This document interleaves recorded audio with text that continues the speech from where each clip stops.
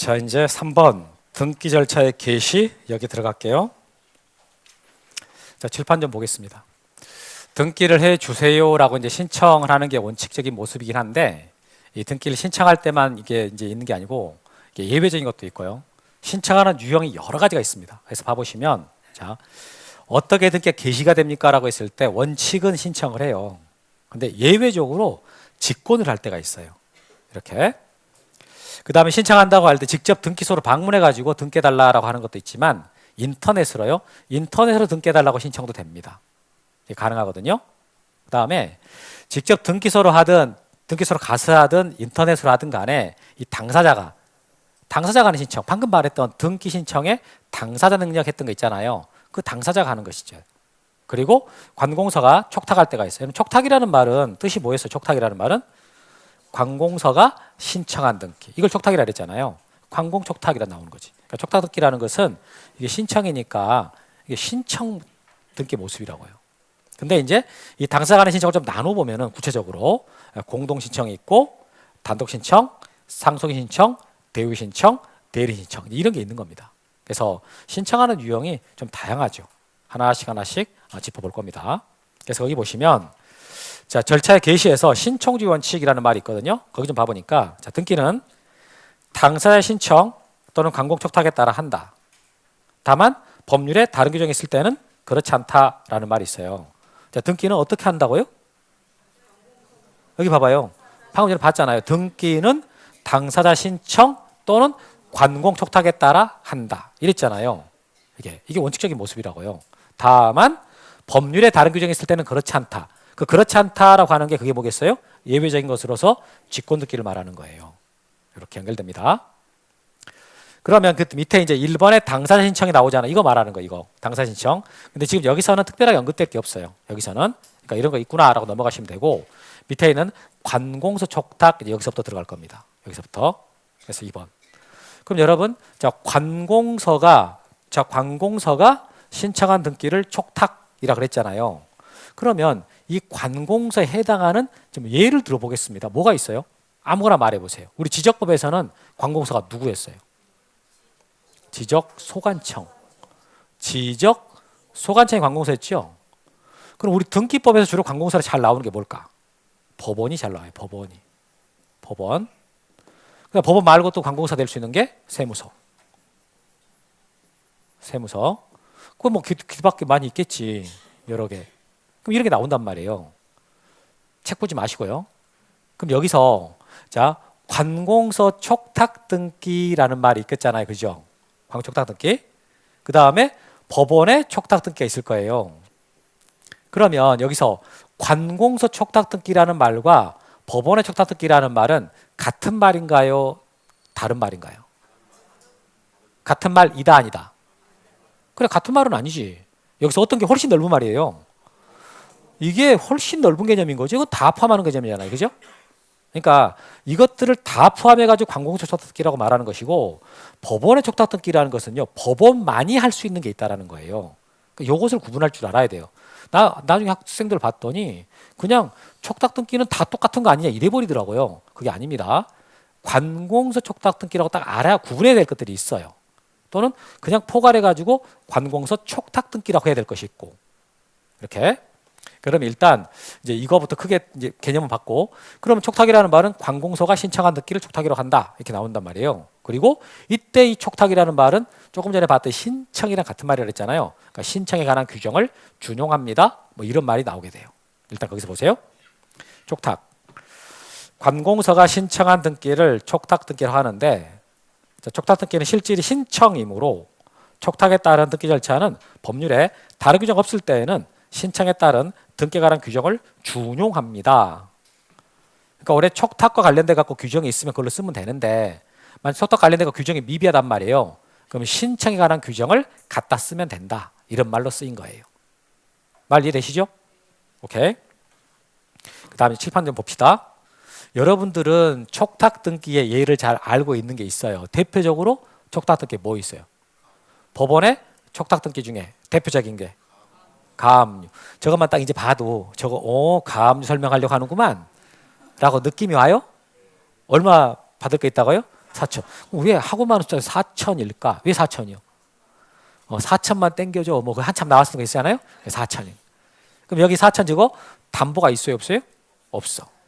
없는데 제가 이제 강제로도 받고 싶다. 그럼 법원에 가서 가압류 신청하고 법원이 등기소에다가 촉탁해가지고 이때 촉탁말 나오잖아요. 가압류 등기를 법원이 촉탁을 해가지고 그에 따라서 가압류 등기가 기록되는 거죠. 자, 그런데 이제 여기서 자, 갑 소유 이제 부동산에 대해서 을하고 계약을 하든지 어떤 법률 관계가 만들어졌어요. 그러면 을이 갑을 상대로 자, 소유권 이전해 주세요. 여기 소유권 이전해 주세요라고 하는 청구권이 있단 말이에요. 근데 을이 갑 상대로 소유권 넘겨달라 그랬는데 갑이 그냥 협조를 안 해. 그럼 을은 강제하려고 소송할 거란 말이에요.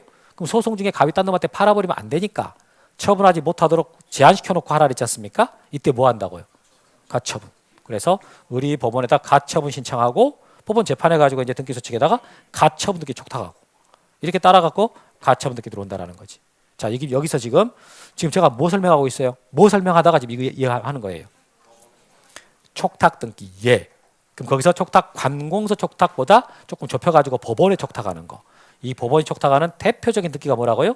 가압류 등기, 가처분 등기. 그 다음에 자, 을이 갑에게 갑소유 건물에 을명의로 2억짜리 저당권이 있습니다. 이렇게. 근데 여기서 여러분 을이 만약에 2억 받을 거 있는데 갑이 돈을 안 갚잖아요. 채무자가 변제를 안 하잖아요. 그럼 저당권에 기해서 바로 경매할 수 있어요. 바로 경매할 수 있거든요. 그럼 이제 저당권자 을이 경매를 하고 싶어. 그럼 을은 어디다가 신청합니까? 법원에다가 경매 신청을 하는 거예요. 그럼 이때 법원은 특별히 할 것도 없어요. 이미 저당권 여기 있는 게 지금 확인되고 있으니까 그러니까 어떻게? 바로 경매 결정한단 말이에요. 그럼 이 부동산이 경매 진행되니까 이제 등기를 해줘요. 그래서 여기 등기소 측에다가 임의경매 개시 결정 등기를 촉탁한다 이렇게 말합니다. 말이 어려운 게 경매 개시, 경매 등기 촉탁한다 이렇게 생각하세요. 자, 경매 등기 촉탁했으니까 그에 따라 기록이 되죠. 이거 누가 해달라고 촉탁한 거라고요? 법원이. 그럼 이제 경매가 진행됩니다. 경매가 진행이 돼가지고 이것을 자, 병이 나 경매로 이 부동산 취득하겠다라고 했습니다. 이때 우리가 이 병을 뭐라 그래요? 경매로 취득한 사람. 경락인. 보통 경락인이라 그러지요. 근데 우리 법에서는 매수인이라 그래요. 이게 경매를 여러분 진행할 때 근거법이 경매를 진행하는 근거법이 이게 민사집행법이거든요. 그 민사집행법에서 경매를 취득한 사람을요 매수인이라고 표현을 해요. 그래서 매수인은 매매로 산 사람 아닌가요? 맞아. 경매라는 말이 경쟁 매매를 줄여서 쓰는 말이에요. 경쟁 매매를 줄여서 경매라 그러니까 이때 취득한 사람은 매수인 이렇게 말하는 거거든요. 그럼 이제 이 매수인 병 명의로 소유권 이전 등기를 해야 될 거 아니에요. 이거. 그리고 이전 등기를 하게 되면서 이때 경매 등기 말소돼야 되고 저당권 등기 말소돼야 되거든요. 이거 말소되는 거예요. 자, 이전 등기하고 이 등기 두 개 말소하는 거 이것도 역시 법원에서 촉탁합니다. 누가 촉탁한다고요? 법원이. 그래서 처음에 경매로 인한 이 경매 등기 시작되는 거 있잖아요. 이 등기 들어올 때부터 마지막 이게 다 매각돼서 팔려가지고 이때 매수인한테 등기하는 거랑 그때 경매 등기 관련 말소되는 것들이 있잖아요. 싹 다 법원이 촉탁해요. 전부 법원이 하는 등기거든요. 그래서 여러분들은 경촉이라고 암기하는 거예요. 무슨 말이냐? 경매는 촉탁이다. 경매 관련돼서 이루어진 등기는 전부 다 촉탁하는데 누가 촉탁한다고요? 법원이. 그래서 경촉. 거기 봐보시니까 자, 됐고. 자, 칠판 보세요. 아직 여기 됐어. 제가 지금 법원의 촉탁 등기로서 가압류, 가처분, 경매 이런 거 얘기했습니다. 그럼 하나 더 있어. 이거 보시면 자, 지금 여러분들한테 설명해 드렸던 게 이거예요. 여기서 법원이 가압류 등기 촉탁했다, 가처분 등기 촉탁했다, 경매 등기 촉탁했다 하는 것들은 전부 다요. 공권력의 주체로 지금 촉탁하는 거예요. 법원이 공권력에서 국가기관은 공권력으로 산 거거든요. 그런데 그거 말고 여기요. 자, 갑소유 토지가 있는데 이걸 이번에 서울시가 샀어요. 그럼 서울시는 매수인이야. 일반 개인처럼. 매수인으로서 등기해 줘요라고 이렇게 촉탁할 수 있단 말이에요. 서울시가 촉탁할 수 있어. 그럼 서울시가 이제 이거 팔았어요. 을한테. 이제 이때는 서울시는 매도인이 되는 거지. 그럼 매도인으로서 등기해 줘요. 촉탁할 수 있어요. 이렇게. 이때 여러분 서울시 있잖아요. 이때 서울시는 국가기관 공권력의 주체가 아니죠. 그냥 뭐예요? 거래 주체 계약 당사자예요. 계약 당사자로서 이 지위를 갖는다고요. 이렇게 촉탁하는 것도 있어. 이때도 촉탁을 하긴 해요. 근데 이건 거래후 주체라고 그래. 이렇게. 만약에 여기서 을이요. 나 서울시한테 서울시가 지금 등기 촉탁해도 되거든요. 근데 을이 그러는 거지. 나 등기 한번 해보고 싶어요. 나 지금 아니면 등기 해볼 기회가 없는 것 같은데 한번 등기 한번 내가 한번 직접 해보고 싶어요. 라고 해서 서울시랑 같이 등기 신청하러 갑시다. 라고 하면 어떻게 될까요? 됩니다. 소원입니다. 그럼 들어줘요. 이렇게 해가지고 을하고 서울시가 같이 등기해달라고 신청할 수 있거든요. 그런데 여기서 만약에 을이 나 가압류 등기 한번 해보고 싶어요. 해가지고 내가 직접 등기소에서 해달라 그럴게요. 이렇게 하잖아요. 이런 소원은 안 들어줘요. 이건 공권력의 개념으로 행사하는 것이라 일반인들 행사를 못한다고. 가압류 등기라는 것은 반드시 법원의 재판 과정을 거치하지만이 할 수 있는 등기이기 때문에 그냥 채권자 마음대로 할 수가 없는 거예요. 반드시 법원이 재판해가지고 법원이 촉탁해야만 할 수 있는 등기거든요. 이 가압류 등기라는 게. 이럴 때는 신청을 못한다고요. 그러나 여기 같은 경우는 촉탁을 하는 게 촉탁할 수 있는 건 할 수 있었잖아요. 촉탁해야 되는 건 꼭 해야 되는 건 아니지만 주로 촉탁을 한단 말이에요. 그런데도 여기서 을이 그럼 내가 직접 등기를 하고 싶다라고 하면은요 신청할 수도 있어. 이런 것들을 여러분들이 다 아셔야 돼. 이 내용 파트에서. 근데 지금 여기까지 다 한다는 약간 무리긴 한데 일단 저는 기본적으로 촉탁 등기의 유형들에 대하고 그런 이제 개념들 이것만 말씀드린 겁니다. 자 보세요 거기. 그러니까 촉탁에서 1번은 받고 이제 2번 보겠습니다. 촉탁 등기 예로는 법원의 결정에 따라 행하는 가압류 등기나 가처분 등기, 경매개시 결정 등기 등이 있고 해서 끊어주고요. 그다음에 세무상 이건 빼고 그다음에 그 밖에 관공서가 거래의 일방 당사자가 돼서 촉탁하는 등기 등이 있습니다. 이 정도. 지금 몇 줄 써놓지도 않았잖아요. 나중에 이제 기본서 나오면 여기 있는 내용을 조금 이렇게 좀 불려야지. 이렇게 좀 늘어나요. 그래서 거기 내용들을 구체적으로 이런 내용이 들어갈 겁니다. 이런 내용들. 어때 말 이해하셨어요? 지금 말한 내용들이 그렇게 어렵진 않죠? 어렵진 않는데 약간 푼다 그러니까 걱정이 됩니다. 그러면 지금은 풀지 마요. 지금은 여기까지 하고. 에듀윌 유료 회원만의 특별한 서비스.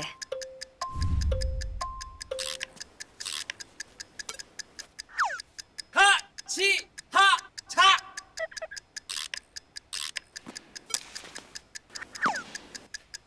가치하차 정답! 같이 하자 친구야 에듀윌 유료 회원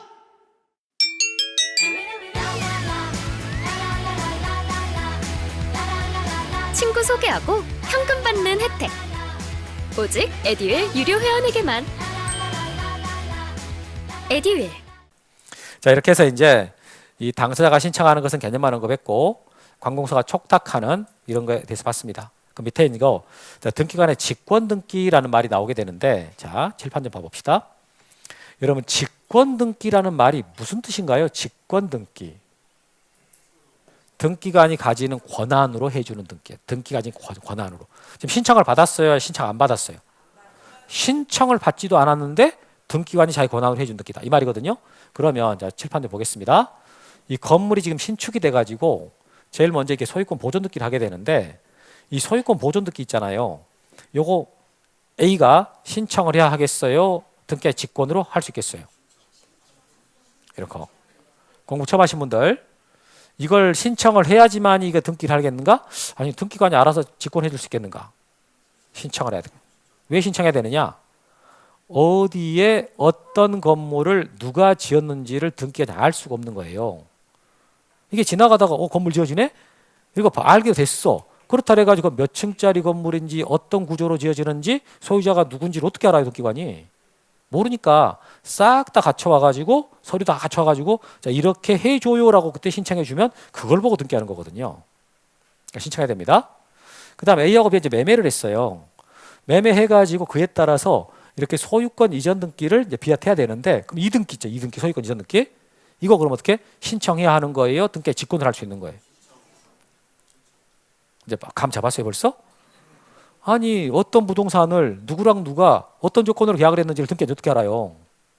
모르지 않습니까? 그러니까 와서 신청을 해야 그걸 보면서 이 사람들한테 등기해야 되겠구나 라고 등기관이 판단하고 하는 거예요. 그래서 이거 신청해 줘야 돼요.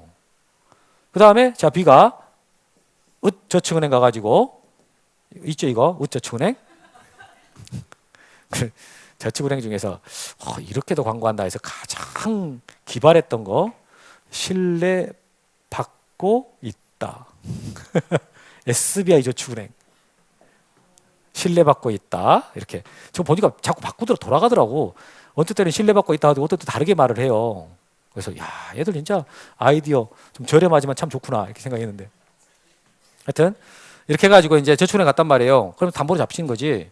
여기서 저당권 이제 설정하려고 그런단 말이지. 그럼 저당권 설정 듣기 해주세요라고 신청해야 되겠습니까? 직권을 하겠습니까? 어떻게? 신청해야 되겠죠. 왜 신청해야 돼요? 여기서 저당권 설정 등기를 저당권 설정 등기를 이렇게 신청을 해야지만이 할 수 있다 그 말이죠. 그럼 왜 신청을 해야 된다고요? 모르니까. 누가 뭘 모르니까 신청한 누가? 이거 제가 자꾸 얘기를 설명하면서 모르니까 이렇게 설명하면서 했단 말이에요. 그러니까 어떤 학생이 질문이 들어왔어요. 선생님 도대체 누가 뭘 모른다라는 겁니까? 이렇게. 내가 하나도 모르겠는데 그럼 내가 모르면 직권을 하는 거예요? 이렇더라고. 제가 지금 말할 때 누가 모른다 이거예요? 누가? 등기관이. 등기관이 어떤 부동산에 대해서 무슨 일이 있었다는 사실을 알 수가 없잖아요. 그러니까 직권을 할 수가 없는 거야. 누군가가 신청해 줘야 돼. 신청하니까 이게 되는 거고. 그 다음에 이제 돈을 다 갚았어요. 갚으면 그에 따라서 1번 저당권을 말소하겠다 라고 이렇게 말소 등기할 거란 말이에요. 이것도 역시 어떻게 해야 되겠어요? 신청해야 돼요. 그러니까 대부분의 등기들은 신청할 수밖에 없는 것이 이게 원칙이라는 거예요. 왜냐하면 그런 어떤 부동산에 대해서 무슨 일이 있다는 사실을 등기관이 모르거든. 그러니까 와야지. 이렇게 와서 신청하는 게 원칙인데 그런데 그러면 직권을 한다라고 할 때는 그럼 어떨 때 직권을 하겠어요? 알 것 같을 때. 그렇잖아요? 모르니까 신청한다 그랬으면 반대로 해석해봐요. 그럼 알 것 같은데? 그럴 때 직권을 하는 거지. 알겠습니까? 그래도 여러분들도 이제 그렇게 이해하시면 됩니다. 책 봐봐요. 근데 이제 꼭 그렇게는 하면 안 되고 거기 보시면 직권 등기 등기 절차는 당사자 신청이나 광고 청탁에 없더라도 법률에 따른 규정이 있은 경우에는 예외적으로 게시가 되는데 그 예외적으로 게시되는 게 직권 등기라고요. 그럼 여기서 법률에 따른 규정이 있다라는 말이 있잖아요. 이게 근거 규정이에요.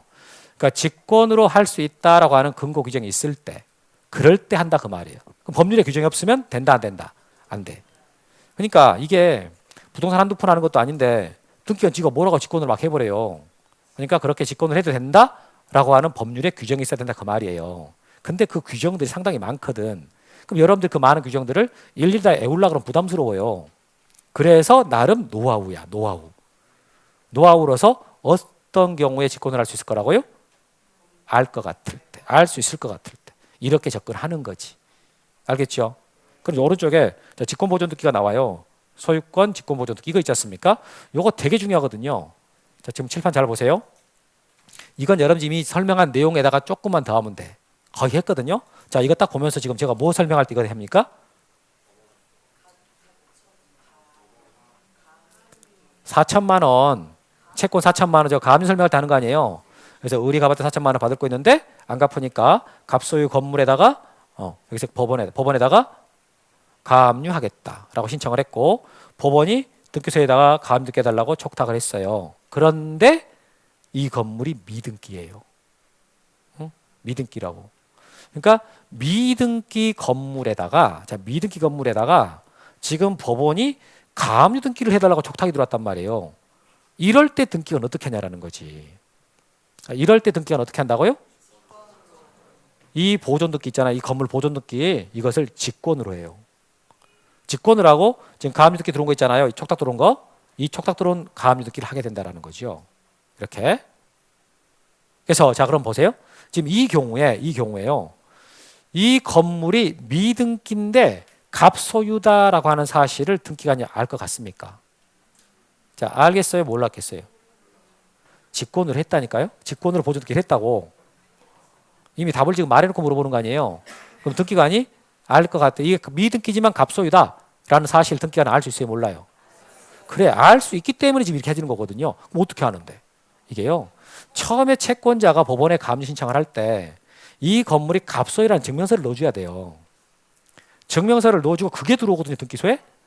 그럼 일반적으로 이게 갑소유다가 증명서는요, 그게 등기부예요.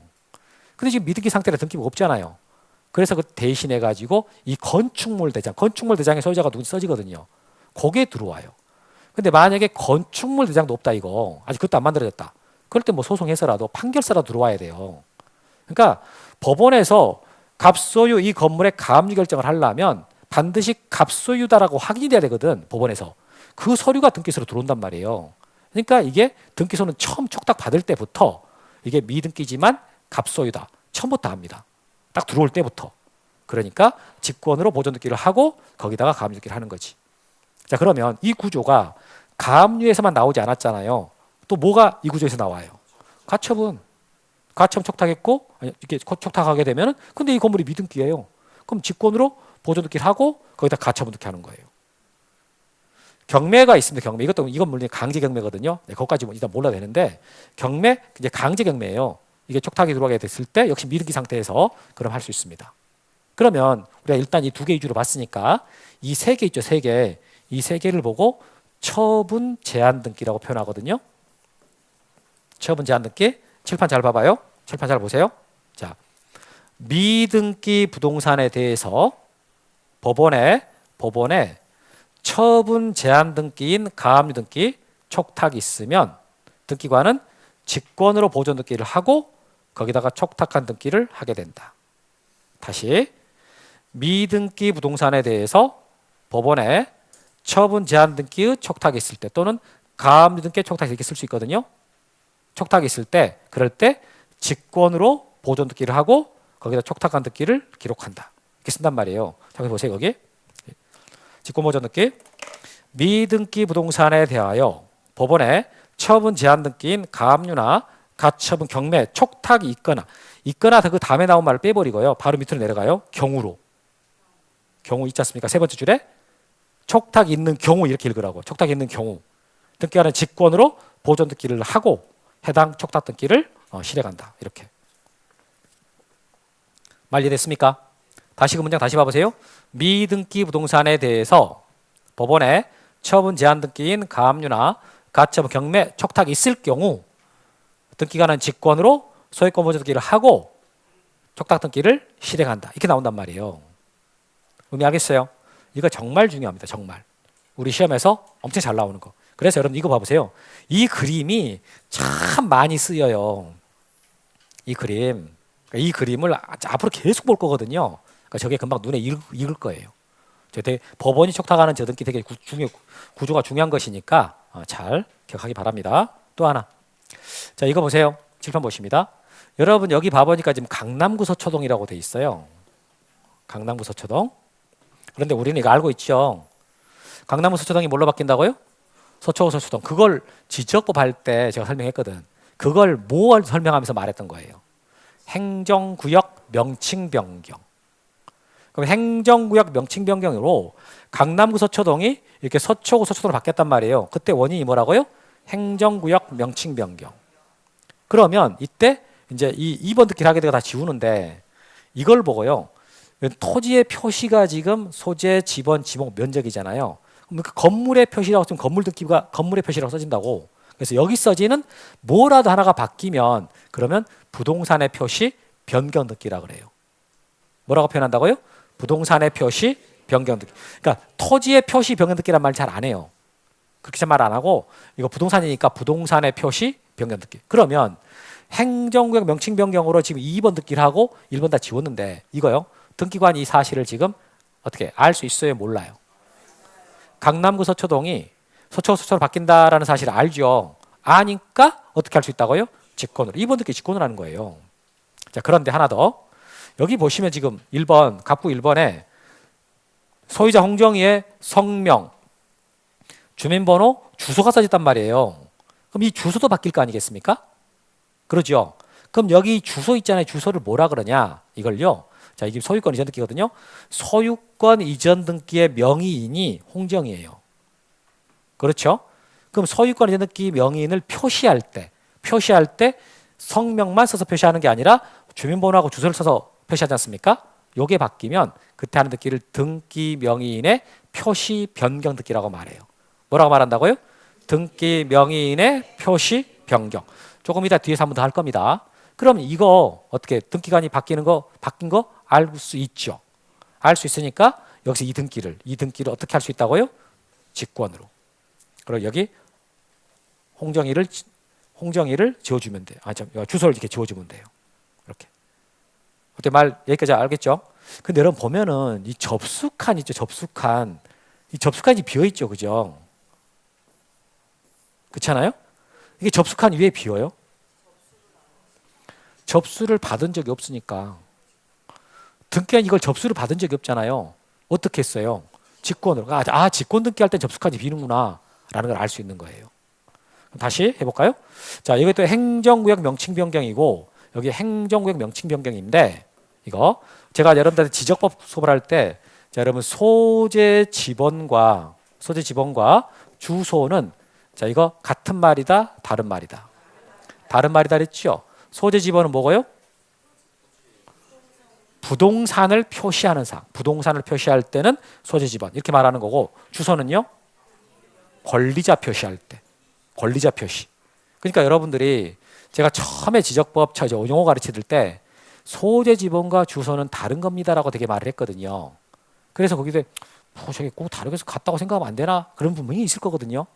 근데 그럴 때 이게 바뀌면 토지의 이동이지만 요게 바뀌면 토지 이동이 아니다.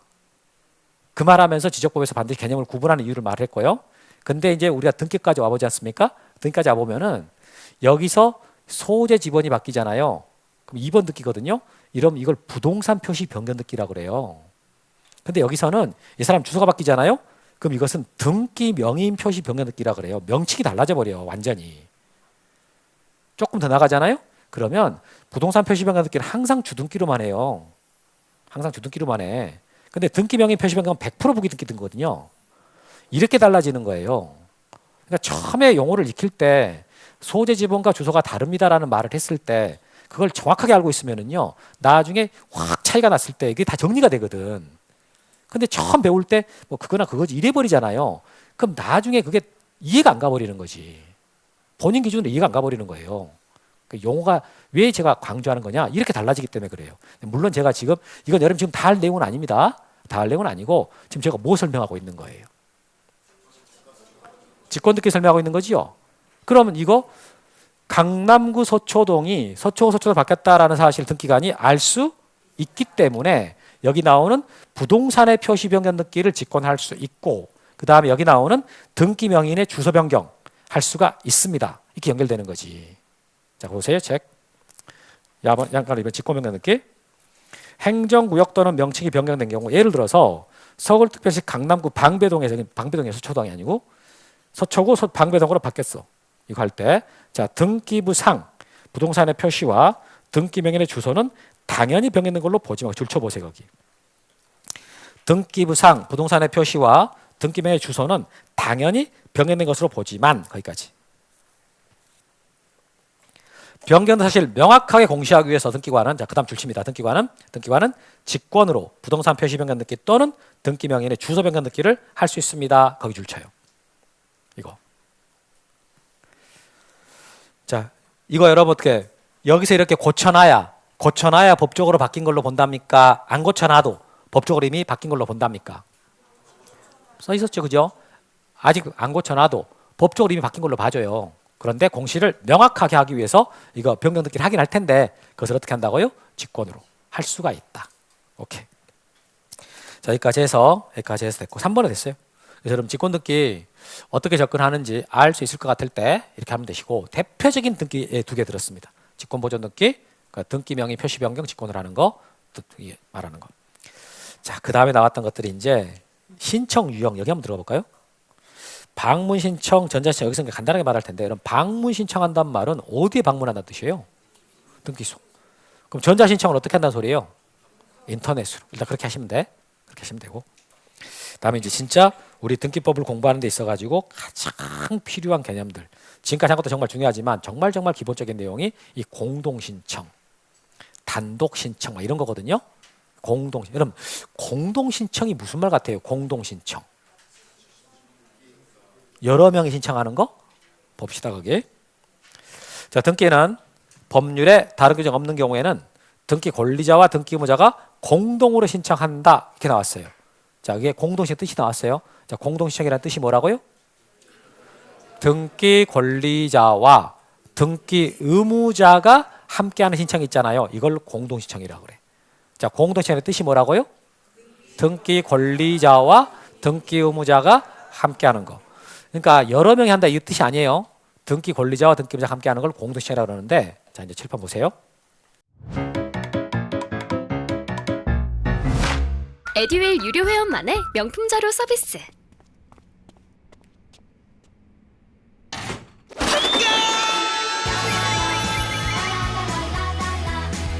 고퀄리티 명품 자료의 혜택.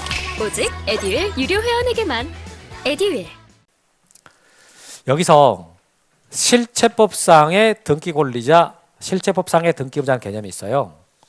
다음에 절차법상의 등기 권리자, 절차법상의 등기 의무자라는 개념이 있습니다. 이렇게 처음부터 시작부터 심상치가 않죠. 아, 뭐야, 실체법도 절차법. 이런 보통 실체법 그럼 뭘 말하는 거예요? 실체법상 그러면은 권리 의무 관계를 다뤄. 권리 의무 관계. 그러니까 직접적으로 상대방한테 그 보이는 상대방 있잖아요. 그 상대방한테 요구할 수 있고 협조해야 될 권리 관계. 이게 실체법상 개념이라 그러는 거고, 절차법상이라는 말은요, 등기부에서라는 뜻이거든. 등기부에서. 그러면 실체법상 권리자라 그랬을 때요, 등기 청구 받는 사람. 그러니까 상대방한테다가 너 나한테 등기해 줘라고 요구하는 게 있지 않습니까? 그렇게 행사할 수 있는 사람. 그 사람은 실체법상 권리자라 그러고, 그럼 실체법상 의무자는 누가 되겠어요? 여기 협력할 사람. 등기 청구했을 때 거기 협력할 의무 있는 사람. 이 사람이 실체법상 의무자가 되는 거예요. 어렵지 않죠? 그럼 절차법상이란 말은 뭐냐라고 했을 때 등기 기록에서요 권리를 취득하거나 이익 보는 사람. 그러니까 등기가 됐을 때 등기부에서 권리를 취득했거나 이익 보는 사람. 그럼 절차법상의 의무자는 뭐가 되겠어요? 등기됐을 때 등기부상에서 권리 잃거나 불이익 받는 사람. 이렇게. 그러니까 이것은 등기해달라, 상대방을 직접 보면서 등기해달라 요구할 수 있는 권리, 그거 실체법상 개념이에요. 그럼 등기가 됐을 때 어떻게 되는데 절차법상 개념입니다. 근데 일반적으로는요, 실체법상 권리자가 결국은 절차법상 권리자가 돼요. 그리고 실체법상 의무자가 있잖아요. 절차법상 의무자가 됩니다. 대부분은 일치를 해요. 근데 항상 일치하는 것은 아닌데, 일치하지 않는 경우는 지금 안 할 겁니다. 근데 원칙적으로는요, 실체법상 권리자가 절차법상 권리자가 되고, 실체법상 의무자가 절차법상 의무자가 된다. 이렇게. 자, 볼게요. 여기서 갑과 을이 지금 매매를 했어. 자, 갑과 을이 매매를 했으면 을이 매수인, 갑이 매도인 되는 거잖아요. 그럼 여기서 실체법상 권리자가 될 사람이 누구예요? 을. 매수인 을이 매도인 갑에 대해서 등기해 줘라고 할 거 아니겠어요? 그러니까 이때 매수인 을이 실체법상 권리자, 매도인 갑이 실체법상 의무자가 되는 거예요. 그래서 이제 등기가 기록됐어. 그럼 등기상에서 누구한테 주어졌어요? 을. 그럼 절차법상 권리자가 을이고, 그럼 누가 불리하게 된 거예요? 이게 등기상에서 갑이 소유권 잃어버리잖아요. 갑이 절차법상 의무자가 되는 거예요. 그러니까 결과적으로 실체법상 권리자가 절차법상 권리자가 됩니다. 같은 사람이 되는 거예요. 그래서 여기서 등기 권리자, 등기 의무자 썼지만 이 앞에는요, 실체법상 등기 권리자, 절차법상 등기 권리자 둘 다 똑같습니다. 여기도 마찬가지 실체법상 의무자, 절차법상 의무자. 결국은 누가 되는 거예요? 권리자는 매수인, 의무자는 매도인. 이렇게 잘 따라오고 있죠? 그 다음에 이제 여기서 만약에 2번이 매매가 무효가 돼가지고 이 등기를 말소할 일이 생겼다. 2번을. 자, 말소해달라. 그럼 이제 3번 등기 쓰고 2번을 지운단 말이에요. 그럼 여기서 말소해 줘라고 요구할 사람이 누가 돼요? 말소해달라라고 말소 청구권 행사하는 사람이 누구겠어요? 갑. 여기서 갑이 실체법상 권리자가 되는 거죠. 매도인이. 그렇죠? 그럼 누가 여기서 말소 등기하는데 협력해 줘야 돼? 실체법상 의무자는 을이 되는 거예요. 이렇게. 근데 자, 방금 말소 등기해 줘라고 요구하는 사람이 갑이었고 협력할 사람이 을이었는데 이제 말소가 됐어요. 등기상에서. 그럼 누가 등기상에서 권리를 잃어버렸어요? 을. 그럼 을이 절차법상의 의무자가 되는 거예요. 그럼 누구한테 좋아져요? 갑이 절차법상의 권리자가 되는 것이고. 지금 하는 말 어떻게 잘 따라오고 있어요? 조금 정신이 없어졌어요? 실체법상, 절차법상 이 말이 나오니까 아우 그냥 무슨 밥상이라고 그래 밥상. 배고프구만. 법상이 아니라 밥상으로 들릴 수도 있어. 그러니까 상대방한테 직접 요구하는 권리 있잖아요. 그걸 실체법상 이렇게 표현한다고. 직접 요구하는 거. 그러니까 말소등기해 줘 요구하는 실체법상 권리자. 그다음 거기 협조할 사람. 그래서 등기가 어떻게 됐는데 봤더니 을이 2번이 지워졌단 말이에요. 그럼 2번 지워지니까 을한테 불리하게 되는 거고 갑한테 좋아지잖아요. 이렇게 따지는 걸 절차법상 이렇게 말하는 거지. 지금 이 구조에서는 같아요. 그래서 여기서는 말소등기 할 때 누가 권리자냐라고 따졌을 때 이때 매도인이 권리자가 되고요. 매수인이 의무자가 되는 거예요. 그럼 여기서 말하는 권리자라는 것은 지금 실체법상 권리자를 말하냐 절차법상 권리자를 말하냐라고 했을 때는요. 여기서는 동일해. 여기서는 같으니까. 그렇죠? 아까 실체법상 권리자가 절차법상 권리자가 된다 그랬잖아요. 여기서는 동일한 지금 설명한 내용에서는 같아요. 이게 그럼 선생님 처음부터 나누지 말고 그냥 같다고 그러면 되는 거 아니에요? 그러면 될 줄 알았는데 30회 시험하고 31회 시험에서 이걸 구분했어요. 2번이나. 그리고 또 잠수했어. 32, 33, 34, 3년 동안 안 나왔다고. 이것들이 잠깐 바람 불더니 또 잠수네? 이렇게. 근데 안 할 수도 없잖아 이제. 2번이나 냈는데. 이전에는 그냥 굳이 안 나눴단 말이에요. 근데 2번째 연장 구분해서 내길래 해야 되는구나 싶어서 지금 하는 거라고. 이렇게. 조금 더 연습해 볼게요. 자, 갑이 소유자인데요.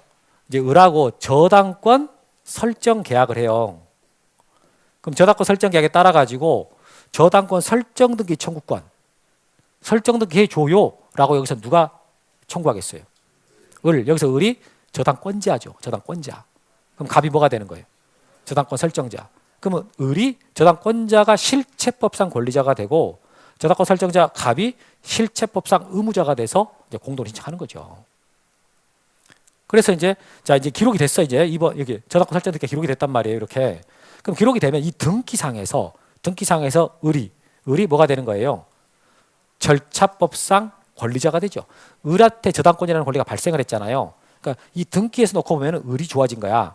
을이 절차법상 등기 권리자가 되는 것이고, 그럼 갑한테는 좋아진 거예요, 나빠진 거예요, 상관이 없는 거예요.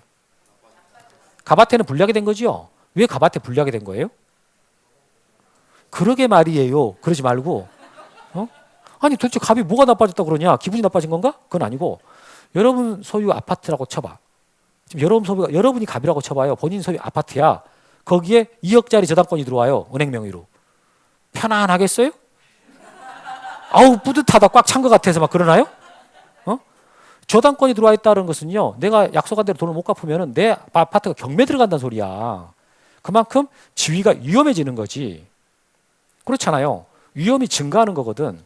그러니까 여기서 갑의 입장에서 본다 그러면 불리하게 됐다 이렇게 말할 수 있는 거예요. 그래서 저당권 설정자 갑이 여기 절차법상 의무자가 된다 이렇게 나오는 거지. 그래서 보시면 이렇게 저당권자가 권리자가 되고 설정자가 의무자가 됩니다 이렇게 말할 수 있는 거예요. 그 다음에 이제 돈을 갚았어. 갚아가지고 이제 말소한다. 이렇게 말소한다라고 해봐요. 그럼 말소등기해 줘. 이걸 누가 요구하겠어요? 저당권 설정자가 실체법상 권리자가 되는 거예요. 그럼 거기 협조할 사람이 은행이잖아요. 저당권자가 실체법상 의무자가 된다고. 근데 이제 기록이 됐을 때, 이제 등기 기록이 됐을 때 누구한테 좋아져요? 갑. 그때 갑이 절차법상의 등기 권리자. 등기부 상에서 놓고 볼 때. 이게. 그럼 누가 불리하게 됐어요? 을한테. 을은 뭐가 불리하게 된 거예요? 권리가 없어졌잖아요. 그러니까 등기부 상에서 놓고 볼 때 을은 권리가 없어졌거든. 그러니까 절차법상의 등기 의무자가 된다. 이렇게 말하는 거라고요. 그나마 여러분들이 갑을 이렇게 말하니까 좀 알아듣는데, 자, 저당권 말소 등기를 할 때는 이게 저당권 설정자가 실체법상 권리자가 되면서 절차법상 권리자가 되고, 저당권자가 실체법상 의무자가 되면서 절차법상 의무자가 된다. 이러면 정신이 없죠. 응? 지금 정신이 없잖아. 일부러 지금 정신없게 만들려고 한 거예요. 근데 시험 문제는 그렇게 나간다고. 지금 여러분들이 갑이 권리자고 을이 의무자고 이렇게 말하면 잘 알아들어요. 이렇게 말하면 잘 알아듣는다니까요. 그런데 문장을 읽을 때, 책을 읽을 때 그렇게 안 써져요. 저당권 말소 등기 하는 데 있어서 저당권 설정자가 등기 의무자가 되고 저당권자가 등기 권리자가 돼서 공동으로 신청한다 이렇게 나온다고. 그럼 거기서 저당권 설정자라는 개념하고 저당권권자라는 개념이 나왔고 등기 권리자 나왔고 등기 의무자가 나왔잖아요. 이걸 막 조합을 하다 보니까 여러분들 정신이 혼미해져 버리는 거예요. 그러니까 하나씩 끊어서 말하면은 알아듣는다고요. 근데 문장은 조합해서 만들어지잖아요. 그걸 연습을 하셔야 돼. 한 두 번 해다가 어렵다고 안 해버리지 말고요. 자꾸 반복해서 이걸 등기부로 보면서 익히면서 해야 되거든요. 근데 그걸 잘 안 한단 말이지. 이거 연습 필요한 부분이에요. 금방 잘 안 돼. 이거 여기 부분. 자, 그다음에 이제 말소등기 방금 말한 것처럼 지우는 거라 반대가 바뀝니다. 바뀌어요. 이것도 마찬가지. 여기 전세권은 저당권하고 구조가 동일해요. 동일하니까 이거 뭐 따로 여기 설명 안 하겠습니다. 이것은. 그래서 여기까지 이제 됐고. 그래서 자, 누가 실제법상 권리자 의무자냐, 절차법상 권리자 의무자냐 이런 거 하나 더. 그럼 여기서요. 자, 여기서 봤을 때 자, 갑소유 부동산에가 있다고 치고 여기다가 저당권 설정 등기라고 해볼게요. 저당권 설정 등기가 3억이 을한테 있어. 자, 근데 여기서요. 이제 변제해가지고 1번 저당권을 말소합니다라고 해가지고 1번 말소가 지웠단 말이에요. 이렇게. 그러면 이 등기상에서 을은 불리하게 됐다. 권리를 잃었다. 이렇게 말할 수 있잖아요. 근데 여러분, 을 입장에서 한번 실제로 한번 봐봅시다. 을은 그럼 진짜를 손해봤습니까? 진짜로? 진짜 손해본 건 아니죠. 어차피 돈 다 받았으니까 말소해 주는 거 아니에요. 그러니까 이게 이 절차법상에서 등기 권리자 의무자를 따져볼 때 이게 유리하게 됐다, 불리하게 됐다 이런 말 있잖아요. 이것은 그냥 등기 기록에서 형식적으로 판단하는 것이지 실제로 얘가 돈을 잃었냐 그런 걸 따지는 게 아니에요. 등기부에서 놓고 볼 때 어떻게 되냐 그 얘기야. 지금 말소 등기 할 때 을이 불리하게 됐다 그랬지만 을이 불리하게 됐다 그랬잖아요. 근데 등기상에서 지워지니까 불리하게 됐다라고 말하는 것이지 진짜로 을이 돈을 잃었나요? 그건 아니라는 거지. 그게 절차법상의 개념이에요. 자, 볼게요. 다음 페이지 넘겨보시면 양가로 2번 절차법상의 권리자 의무자라는 말이 있어요. 자, 거기 보니까 신청한 등기가 실행됨으로써 등기 줄 쳐보세요. 등기가 실행됨으로써 등기 기록에서 이렇게 등기가 실행됨으로써 등기 기록에 줄 쳐요. 거기서 권리의 취득이나 기타 이익을 받는 자를 절차법상 권리자라고 그래.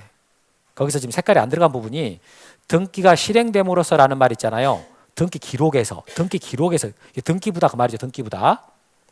다음에 반면 자, 그다음 줄칩니다. 등기가 실행됨으로써 등기 기록에서 거기 줄쳐요. 그러니까 등기가 됐을 때 등기 기록에서 권리 상실 기타 불이익을 받는 자 이 사람을 절차법상 의무자라 그래요.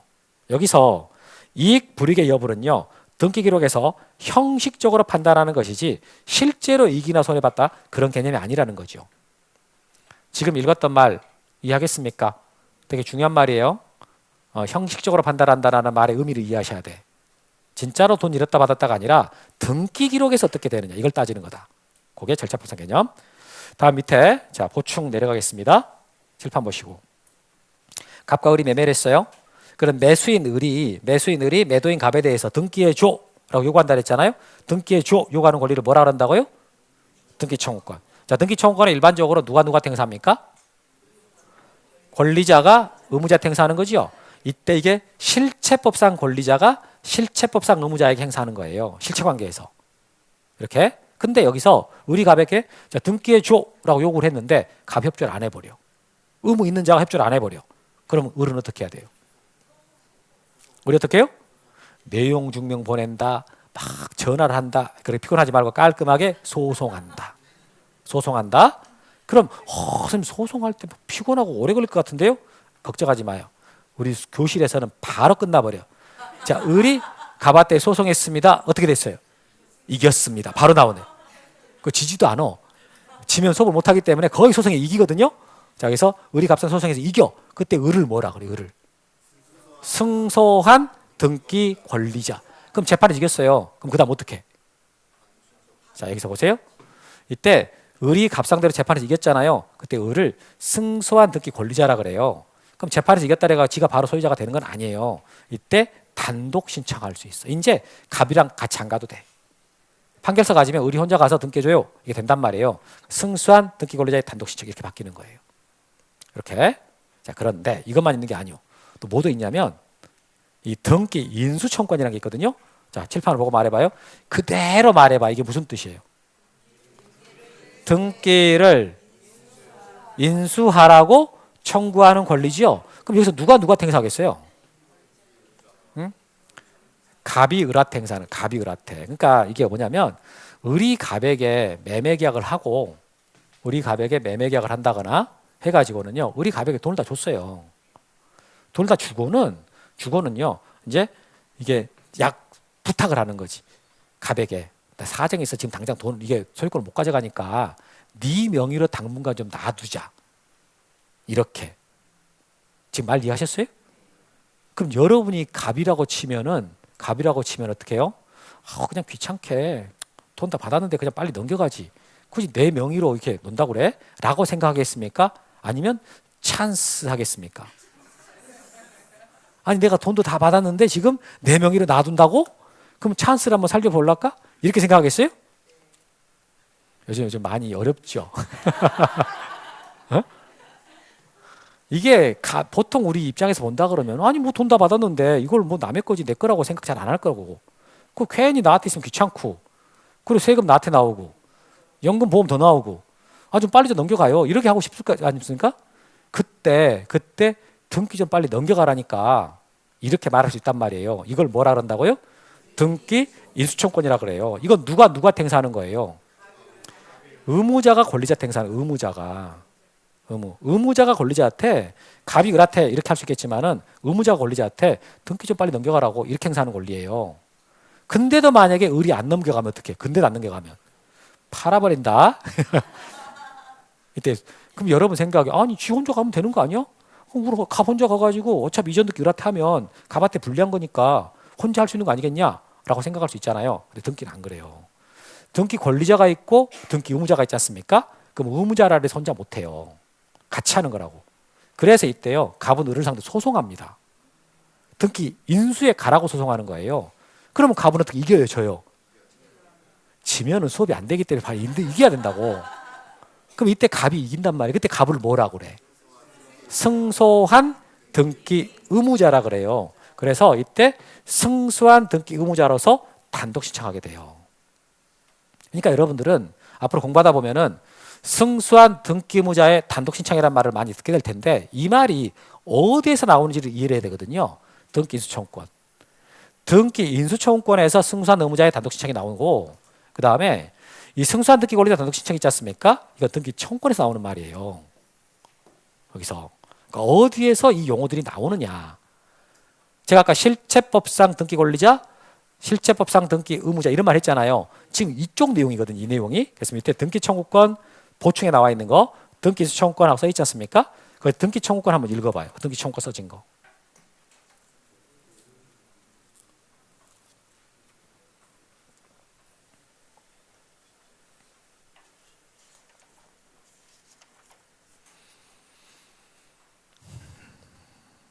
어때? 다 읽어봤어요?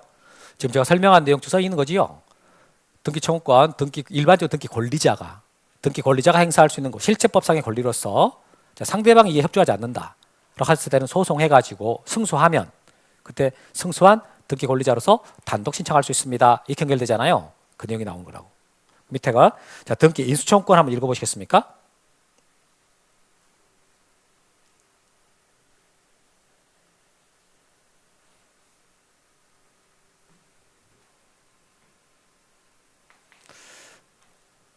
등기를 인수하라고 청구하는 권리니까 일반적으로 이게 누구한테 인정되는 권리라고요? 등기 의무자. 근데 이제 거기서 예를 들어 하고 나왔잖아요. 갑이 을에게 부동산 매도했을 때 그때 과세 등의 불이익을 당하게 되니까 세금이 이제 갑한테 부과될 거란 말이에요. 그래서 갑이 을한테 등기 넘겨가라고 요구할 수 있다. 근데도 만약 협조하지 않았다? 그럼 소송해가지고 이기면 승소한 등기 의무자로서 단독 신청할 수 있습니다. 이렇게 연결되는 거. 그래서 여러분들은 이 승소한 등기 권리자의 단독 신청과 승소한 등기 의무자의 단독 신청을 이게 그냥 그것만 하지 말고 어디에서 이게 연결돼서 나오는 개념인지를 같이 이어서 보는 게 좋아요. 특히 등기 인수청구권에서 승소한 등기 의무자의 단독 신청이 나온다라는 것은 꼭 연결돼 있어야 돼요. 알겠죠? 여기까지 하고 쉬었다가 단독 신청 갑시다.